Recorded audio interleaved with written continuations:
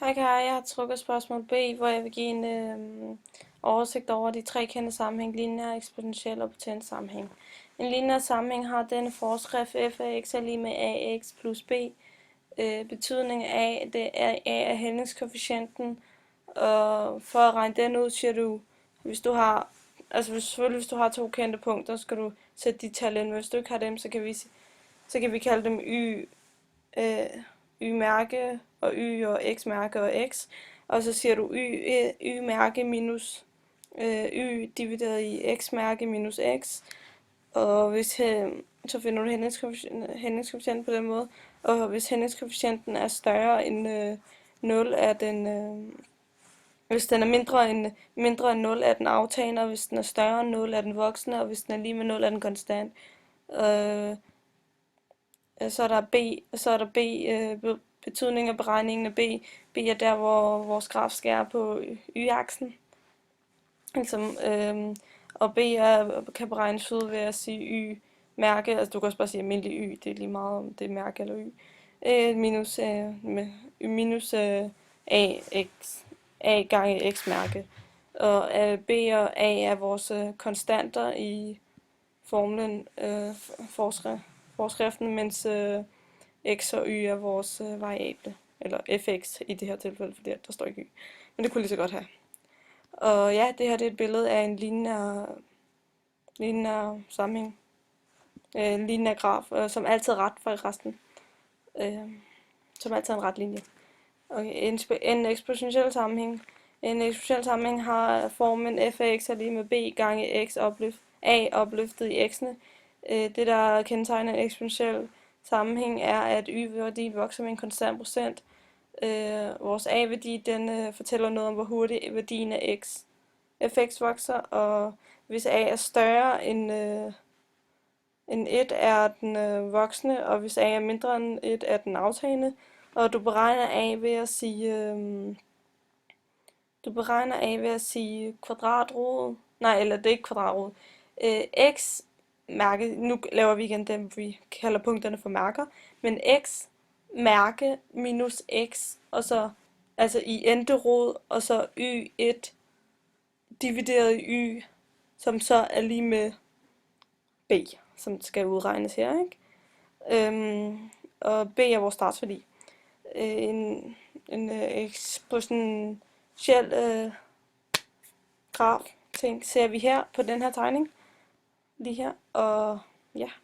Det kunne for eksempel, altså en eksponentiel i hverdagen, det hænger fra starten sammen med renter og sådan noget, fordi at det der kendetegner jo en eksponentiel sammenhæng er jo netop det med y-værdien vokser med en konstant procent, så hvis nu jeg har, så man kan jo bruge det i forbindelse med, hvis nu jeg købte tv, og så betaler en rente af på det, eller taget et lån i banken, lad os selv sige det, og så betaler jeg renter af på det hver eneste måned, hvis nu vi siger det, ikke? Og det er jo den samme rente hver gang.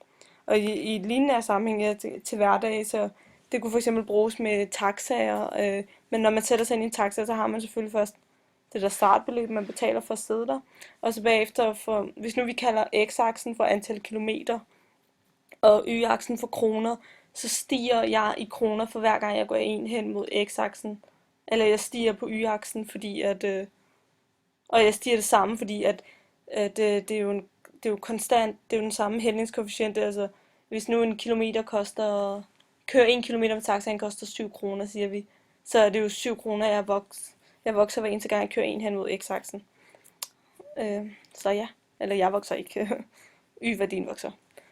Okay, ja. Potent sammenhæng, ja.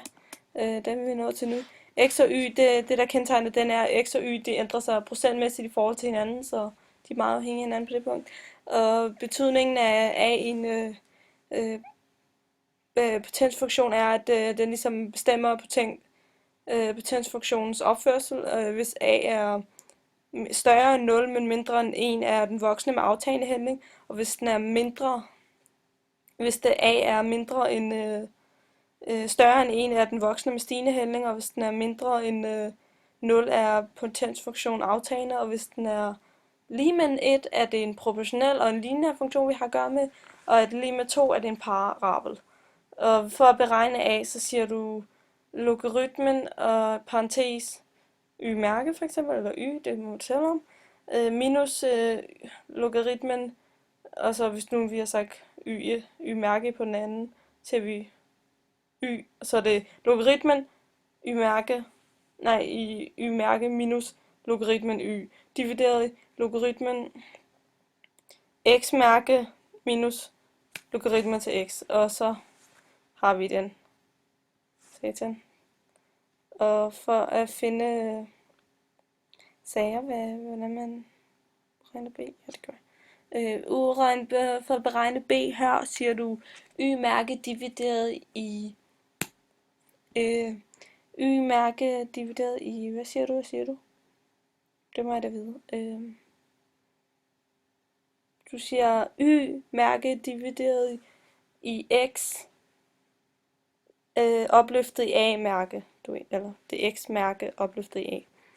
Og så det her, det er et billede af en potent sammenhæng, som hvordan den muligvis skal se ud i en graf, altså.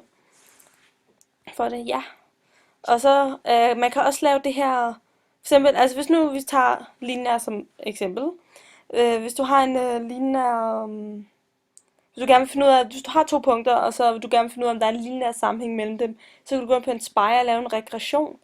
Og det gør du ved at for eksempel først siger du x-værdi, min a er x-værdi, og b er min y-værdi. Og så skriver du 1, altså det er bare et random tal, der kommer med 2, 4, 3, 2, eller 5, 6, 5, 6, tast ikke forkert nu.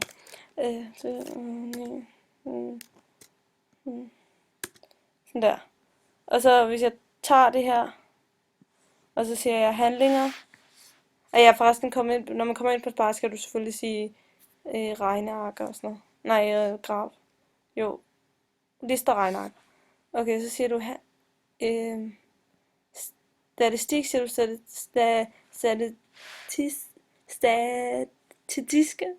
statistiske beregninger, og siger du, hvis du finder ud af, om der er en lineær sammenhæng, så siger du lineær regression, som er den her, og vores x-værdi er x, og vores y-værdi er y, og så siger vi ok,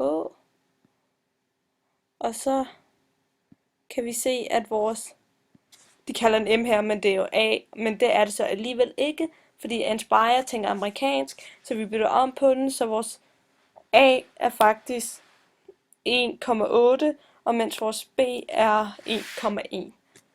Og så for at få det i sådan